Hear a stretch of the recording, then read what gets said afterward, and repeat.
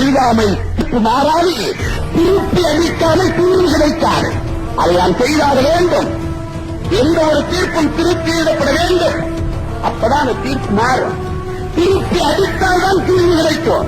நீ அடிக்கவே இல்லை, சட்ட ஒழுங்கு பிரச்சனையை ஏற்படுத்த, அப்ப எப்படி உனக்கு போலீஸ் உனக்கு பாதுகாப்பா இருப்பான்? ஒரு முறை நீ அடிச்சுப்பார், ஒரு முறை திருப்பி தாக்கிப்பார், ஒரு முறை வீடுகளை கொளுத்திப்பார்.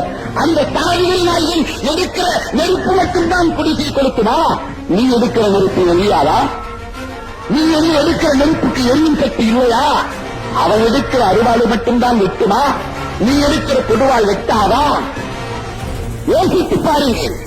இழப்பு அவனுக்கு இல்லை என்று சொன்னால் அவனுக்கு அச்சம் வரும் தோழர்களே. இந்த வரலாறெல்லாம் அவனுக்கு இழப்பு இல்லை என்பதை காட்டுகிறது. அதனால் அவனுக்கு திமிர் கொடுப்பது கலைகிறது. போலீஸ் என்ன சொல்லுகிறான், என்ன சொல்லுகிறான் கேட்டால் நீ மைனாரிட்டி என்கிறான்.